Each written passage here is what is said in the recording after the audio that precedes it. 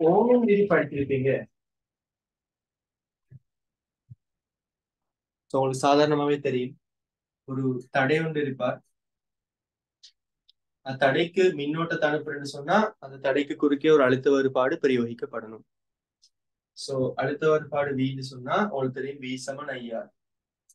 So ஓம் சொன்னார் ஒரு பௌதிக காரணிகள் மாறாத இடத்து மாறா வெப்பநிலையில V = R. அதுக்கு மாறிலிய போடக்குள்ள தடைன்னு வரும் எங்களுக்கு. சோ இதான் ஓமின் விதி. அதே போல கிர்கோஃப் விதி இதை கொஞ்சம் மாடிஃபை பண்ண மாதிரி எங்களுக்கு கிர்கோஃப் விதி வரும். கிர்கோஃப் சொன்னார் எப்படின்னு சொன்னா, முதலாம் விதியில ஒரு சந்தியில உள்வரும் மின்னோட்டங்கள் வெளிச்செல்லும் மின்னோட்டங்களுக்கு சமனா இருக்கு. ரெண்டாவது சொன்னார் ஒரு மூடிய சுற்றுல மின்னியக்க விசைகள்ற அச்சகணித கூட்டுத்தொகை IR பெருக்கங்கள்ற அச்சகணித கூட்டுத்தொகைக்கு சமனா வரும். கிர்கோஃப்ர முதலாம் விதி என்ன காப்பு விதி? எனிவன்? அது ஒரு ஏற்ற காப்பு விதி. இரண்டாம் விதி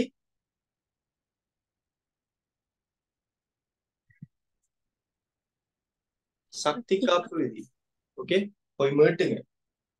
சோ தேறிய மின்னியக்க விசை சமன் IR பெருக்கங்கள்ற அச்சகணித கூட்டுத்தொகை. இது ரெண்டும் தான் மெயினா எங்களுக்கு எலக்ட்ரானிக்ஸ்ல யூஸ் ஆக போகுது.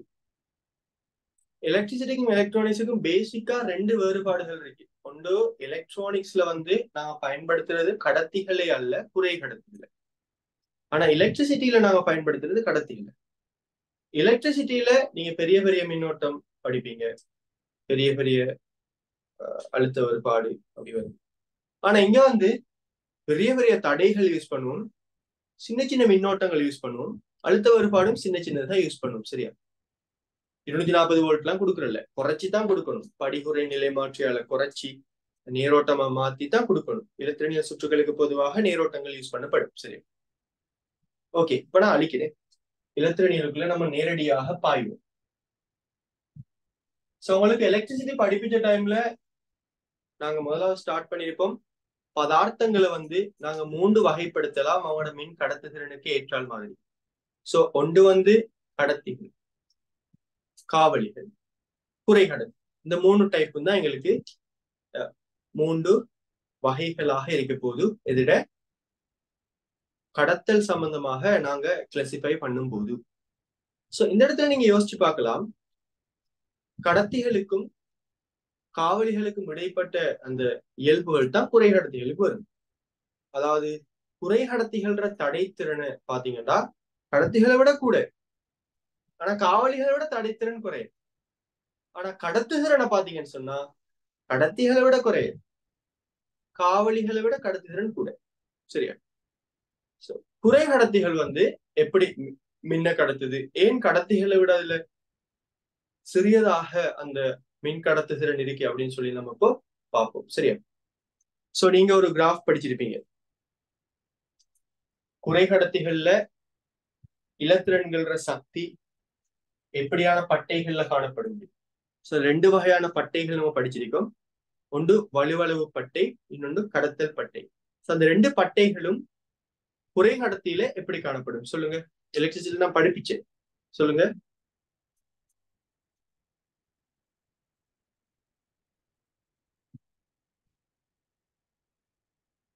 சிறிய இடைவெளியோட காணப்படும். எக்ஸலண்ட். சிறிய இடைவெளியோட காணப்படும். கடத்திகள் எடுத்துக்கிட்டோம்னு சொன்னா, கடத்திகளை பத்தி முதல்ல சொல்றேன். கடத்திகள் எடுத்தோம்னா அவருடைய கடத்தல் பட்டை எப்படி இருக்கும், வலுவளவு பட்டை நான் பிளாக் கலர்ல கீழ்றேன், இப்படி இருக்கும். சரியா? சோ இங்க இந்த 2 பட்டைகளும் மேற்பொருந்தி காணப்படும். இது கடத்தல் பட்டை, இது வலுவளவு பட்டை.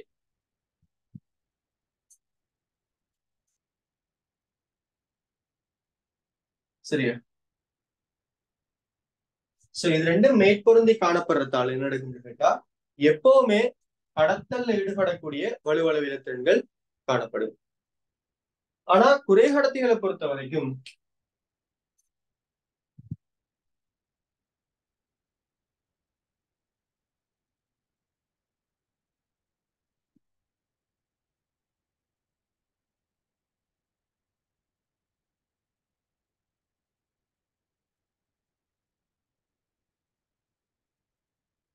இப்படி கடத்தல் பட்டை காணப்பட்டா வலுவளவு பட்டம் கொஞ்சம் கீழே காணப்படும்.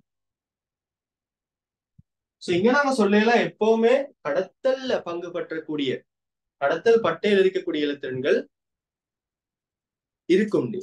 ஏன்னா வலுவளவு பட்டையில் உள்ளது இங்க வந்தாதான் அது நடக்கும். கடத்தல் பட்டைக்கு இலத்திரன்கள் வரும் எப்போ வலுவளவு பட்டையில இருந்து இதுக்குள்ள வந்தா. சோ இதுல வந்து வித்தியாசம் வந்து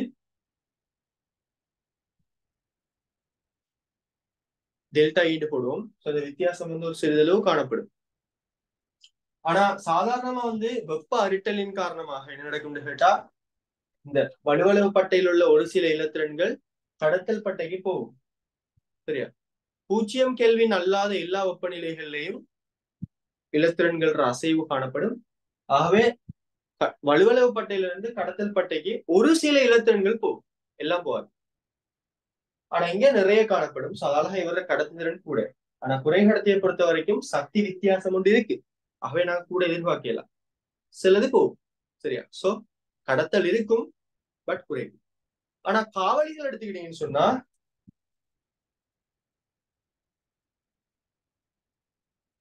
கடத்தல் பட்டை இங்க எங்கேயோ கிடக்கும், வலுவளவு பட்டை இங்க எங்கேயோ கிடக்கும்.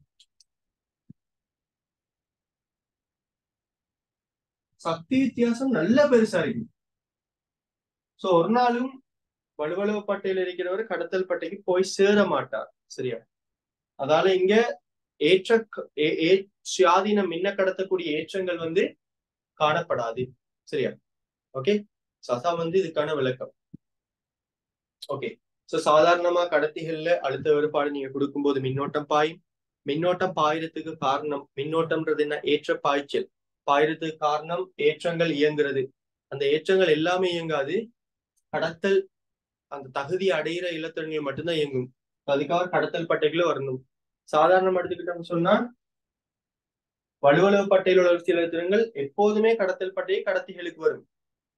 ஆகவே இவர்ல கடத்தும் இலத்திரன்கள் நிறைய காணப்படும், சுயாதீன இலத்திரன்கள். ஆகவே நல்ல கடத்தல் காணப்படும். ஆனா இங்கே ஒரு கெப் ஒன்று இருக்கும். ஒரு சில இலத்திரன்கள் மேல பொறுத்தால கடத்துற சக்தியை பெறும். ஆனா இங்க ஒண்ணுமே வராது காவலிகள்ல. சரியா? சோ இப்ப நாங்க முதலாவது அதை பத்தி எழுதிக்கொள்வோம், குறைகடத்திகளை பத்தி. சரியா? கொஞ்சம் இருங்க வரேன். குறைகடத்தியின் தலைப்பு போடுங்க.